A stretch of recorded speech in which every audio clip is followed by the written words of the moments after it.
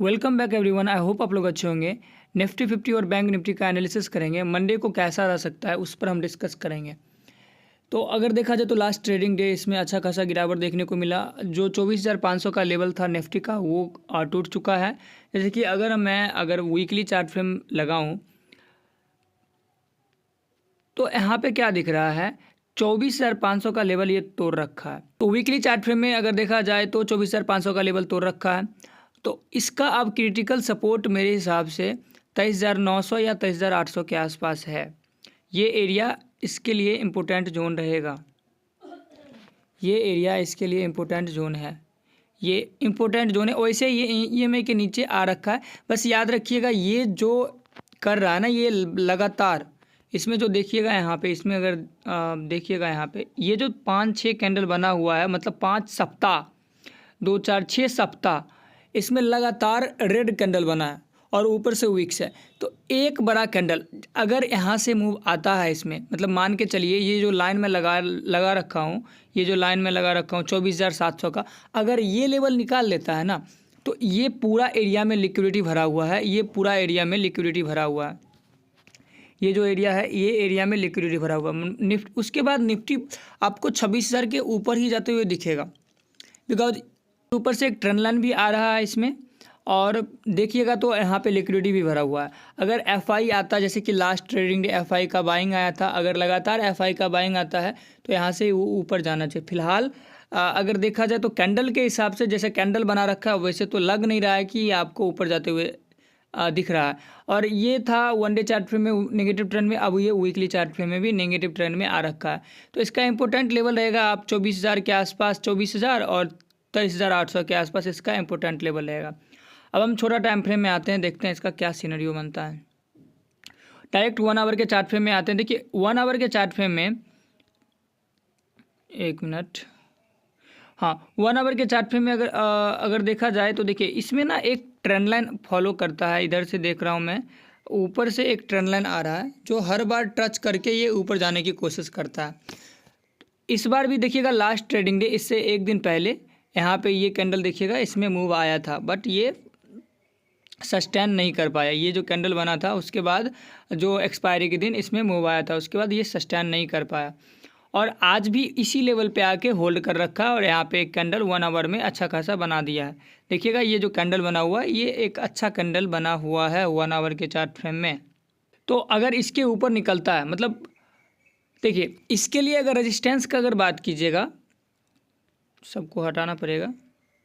इसके लिए रेजिस्टेंस का एरिया अगर देखिएगा तो ये एरिया इसका रेजिस्टेंस का रहेगा। ये 24,500 का लेवल, 24,500 का लेवल रेजिस्टेंस एरिया है। अगर इसको निकालता है तो ये फंसेगा कहाँ पे, 24,600। मतलब मेरे हिसाब से मंडे को ऊपर रहना चाहिए, नीचे नहीं जाना चाहिए, बिकॉज लगातार ज़्यादा टूट रहा है। और ये फ्राइडे का दिन था, इसकी वजह से ज़्यादा सेलिंग आया था, बिकॉज कोई भी पोजीशन होल्ड करके नहीं रखना चाहता जब सिचुएशन ख़राब होता है। तो मंडे को ये आपको ऊपर जाते हुए दिखेगा। ये कंफर्म नहीं है कि ये ट्रेंड तोड़ के ऊपर जाएगा कि नहीं, मतलब 24,500 का लेवल निकालेगा या नहीं निकालेगा। मेरे हिसाब से नहीं निकालेगा, बिकॉज सिचुएशन ख़राब है। अगर निकालेगा भी तो फिर ये 24,600 के आसपास फंसेगा, बिकॉज एक रेजिस्टेंस ये रहा आपका 24,500 के आसपास, उसके बाद 24,545 के आसपास, ऊपर में भी आप उसके बाद रेजिस्टेंस देखिएगा। इसको और छोटा 4 आवर के चार्ट फ्रेम में ले लेते हैं, और उसके बाद एक रेजिस्टेंस है आपका 24,700 के आसपास। तो ऐसे करके ये निकालेगा ऊपर। और जब अगर 24,700 का लेवल निकाल दिया तो फिर आप देखिएगा यहाँ पे एक और रेजिस्टेंस ये रह गया, ये है आपका, फिर आपका रेजिस्टेंस आपका ये बन गया, ये बन गया, फिर यहाँ पे भी रेजिस्टेंस ये बन गया। तो अगर, और देखिए मैं बात समझाता हूँ आपको, ये रेजिस्टेंस बन गया। और ना ये आप इसको अगर 1 डे 4 आवर के चार्ट फ्रेम में देखिएगा तो ये लगातार ईएमए के नीचे ट्रेड कर रहा है। और ये ना ये सब शॉर्ट टर्म के पर्पज़ से है। ये निकालेगा, ये लेवल तोड़ेगा। ये एक ट्रेंड लाइन भी फॉलो कर रहा है। अगर देखिएगा इसको ऐसे मैं लगाऊँ, एक मिनट, हाँ ये एक ट्रेंड लाइन भी फॉलो कर रहा है। जैसे ये ट्रेंड लाइन को तोड़ेगा 25,000 का लेवल या 24,700 का लेवल निकालेगा, ये निफ्टी आपको ऊपर जाते हुए दिखेगा। फिलहाल इधर से भी देखिएगा एक ट्रेंड आ रहा है। ये जो ट्रेंड लाइन है अगर ये ट्रेंड लाइन टूटता है ना तो इसमें डायरेक्ट ये आपको कहाँ पे देखिएगा, एक और चीज़ है, यहाँ पे गैप अप खाली है, ये एरिया में 4 आवर के चार्ट फ्रेम में यहाँ पे गैप अप खाली है। तो मेरे हिसाब से 24,100 के आसपास ये आते हुए दिख सकता है। और मंडे को मेरे हिसाब से मार्केट ऊपर रहने की कोशिश करेगा। चलिए बैंक निफ्टी का हम चार्ट लगाते हैं। बैंक निफ्टी का भी वही चीज़ है, बैंक निफ्टी में भी देखिएगा वही चीज़ है, ये बस शॉर्ट टर्म के पर्पज से नीचे आने की कोशिश कर रहा है। देखिए बैंक निफ्टी में पहले भी मैं पॉजिटिव नहीं था, अभी भी मैं पॉजिटिव नहीं हूँ, बिकॉज ये ना जितना इसको चलना चाहिए था ऑल टाइम हाई टच कर चुका है।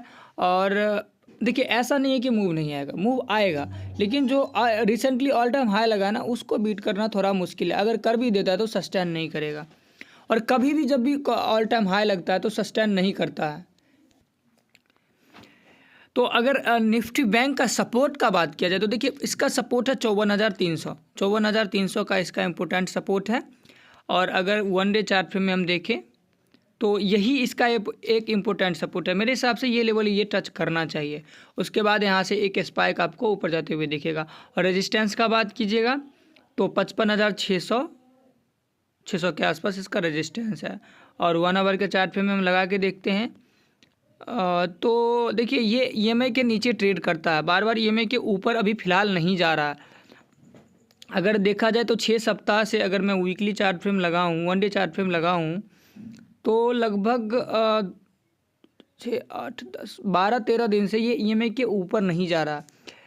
तो मेरे हिसाब से ये आपको अगर कल ये मंडे को अगर ये ऊपर रहता भी है तो ये रेजिस्टेंस एरिया आपका रहेगा 55,177 के आसपास, इसका रेजिस्टेंस एरिया रहेगा 1 आवर के चार्ट फ्रेम में। फिर यहाँ से ये टूटने की कोशिश करेगा। अगर ये ऊपर जाता है, मतलब ऊपर तब जाएगा जब ये 55,600 के लेवल के ऊपर निकलेगा। और आप ये भी तो देखिए वन डे चार्ट फ्रेम में एक ऐसा कैंडल है, इसमें आप इसको अच्छा से सबको हटा दीजिए, सबको हटा दीजिए, तब कुछ बात बनता है ना। देखिए मैं समझाता हूँ, इसमें अगर देखिएगा इतना दूर से इतना कैंडल में, इसमें एक ऐसा कैंडल है जो कैंडल बना हो, मतलब रेड कैंडल बना हो, उसके ऊपर क्लोजिंग दिया हो ग्रीन कैंडल, ऐसा एक भी कैंडल है नहीं है। तो जब ऐसा होता है ना ग्रीन कैंडल के ऊपर मतलब रेड कैंडल के ऊपर अगर क्लोजिंग देता है ना तो निफ्टी ये इसको बुलिश माना जाता है। और ऐसा अभी तक है नहीं, जो भी कैंडल बनता है उसके बाद उसमें रिजेक्शन मिल ही जाता है, ठीक ना। तो अगर जैसे कि रिसेंटली अगर बैक टेस्ट जाके अगर कीजिएगा ना तो आपको पता चल जाएगा। जैसे कि आप यहीं पे देख लीजिए, यहाँ पे क्या है, एक ग्रीन कैंडल, 2 ग्रीन कैंडल बनने के बाद एक बिग बार कैंडल बन गया, तो उसके बाद देखिए गया ना ऊपर। तो अभी फ़िलहाल ऐसा कोई सिनेरियो ही नहीं है। तो अभी आप नीचे का ही देखिए FI का बाइंग हुआ है, लेकिन आप मान के चलिए कि अगर मंडे को बनता है ऐसा कुछ कैंडल तो फिर आप मान सकते हैं कि ये ऊपर जाने के लिए तैयार है। फिलहाल टैरिफ के वजह से ये नीचे आ रहा है। और एक और चीज़ देखिए, अभी मार्केट नीचे आ रहा है, इसका रीज़न क्या है, टैरिफ, और आपको मौका मिल रहा है। तो अगर आप म्यूचुअल फंड ETF अगर आप कोई स्टॉक में SIP करते हैं या टूट रहा है या लेने का मन है तो ये बेस्ट मौका होगा। मतलब आप कुछ क्वांटिटी को ऐड करना चाहिए। आप देखिए 1.5 साल 1 साल से तो मार्केट चला नहीं है। एक रिसेंटली 6 महीना का फॉल बैक आया था, मतलब नीचे आया था मार्केट, उसके बाद फिर वहाँ से वो ऊपर जाने की कोशिश की, तो जो लिए उस टाइम उसी को प्रॉफिट हुआ है। नहीं तो IPO का NSDL जैसा स्टॉक लिए होंगे उनको प्रॉफिट हुआ होगा। तो उसके बाद डिफेंस में कुछ पैसा बना, उसके बाद ज़्यादा पैसा बना नहीं है, सबका लॉस रिकवर हुआ है। जो पैसा ऑल टाइम हाई के आसपास लगाए थे उनका लॉस बस रिकवर, वो भी रिकवर नहीं हुआ, वो भी स्टॉक चला कहाँ है, नहीं चला अच्छा से। तो मैं यही बोलूँगा कि अगर आप नहीं ऐड करें या मार्केट में नए हैं तो आप SIP स्टार्ट कीजिए। अभी आप बताइए, अब नहीं ऐड कीजिएगा। देखिए ये ऑल टाइम हाई से कितना % उठा हुआ है, सब 5-6% उठा हुआ है, और आप सोचिएगा कि और टूट जाए। नहीं नहीं, ऐसा नहीं होता है। जो मैं निफ्टी में बताया ना, अगर लेवल पार करना अगर स्टार्ट कर दिया ना निफ्टी, तो फिर वो रुकने वाला नहीं है। फिर आपका जो IT सेक्टर में जो स्टॉक देख रहे हैं, IT सेक्टर पर टैरिफ तो लगा नहीं है, फार्मा सेक्टर पे अभी टैरिफ तो लगा नहीं है, और लगा भी है तो कैपिटल गुड्स में लगभग कुछ लेदर उधर पे लगा है, टेक्सटाइल कंपनी पे लगा है। तो आप बने रहिए मार्केट में, आप SIP करिएगा तो ही कुछ होगा। बस मैं एजुकेशन पर्पज़ के लिए बता रहा हूँ, ऐड करने की कोई सलाह नहीं है, या चाहे कोई भी स्टॉक, चाहे कोई भी ETF आप खुद से ले सकते हैं।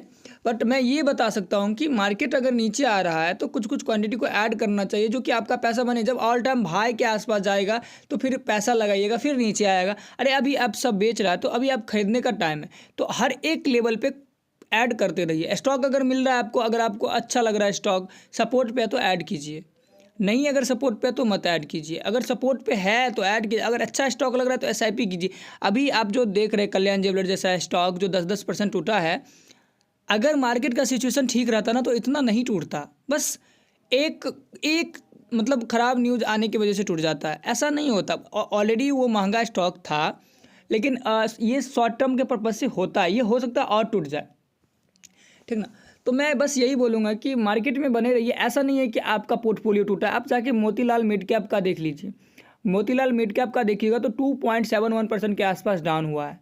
तो ऐसा नहीं है कि आपका पोर्टफोलियो टूटा है, सबका पोर्टफोलियो टूटा है। आप ये मत सोचिए कि मेरा पोर्टफोलियो इतना मिड कैप पे इतना गिरावट आता है, मेरा पोर्टफोलियो इतना। आप जिस तरह का पोर्टफोलियो बनाइएगा उस तरह का आपका फॉल आएगा। अगर आप लार्ज कैप लिए हुए हैं तो ऐसा नहीं है कि लार्ज कैप नहीं टूटता, लार्ज कैप ऑलरेडी टूट चुका होगा। जैसे टाटा मोटर ऑलरेडी टूट गया। अभी अगर रिजल्ट देखा जाए तो उसका रिजल्ट ख़राब है, तो हो सकता है मंडी को और टूट जाए।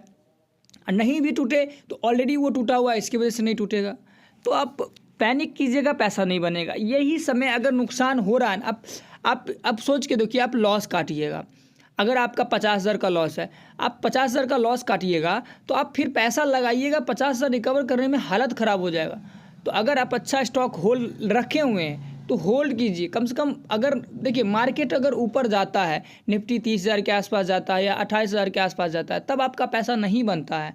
तब आप इसके बारे में सोच सकते हैं कि मेरा पैसा नहीं या स्टॉक नहीं चल रहा है तो हमको स्टॉक में शिफ्ट होना है। अभी आप 2 महीना 4 महीना लिए ही, 6 महीना स्टॉक का कंपनी का तो 1-1 2-2 साल तो वो उसका रिजल्ट ख़राब रहता है। आप उस स्टॉक में लेके फंसे होंगे तो आप कहिएगा आप बर्बाद हो गए। ऐसा नहीं है, आप होल्ड करिए 2-3 साल। अगर नहीं चलता 2-3 साल होल्ड कीजिए। और ऐसा नहीं है कि आपको रिटर्न नहीं बना के देगा, जैसे ही इसका क्वार्टरली रिजल्ट अच्छा आने लगेगा वो स्टॉक ऊपर जाएगा। तो आज का वीडियो में इतना ही। अगर वीडियो अच्छा लगा तो वीडियो को लाइक और चैनल को सब्सक्राइब करना मत भूलिएगा।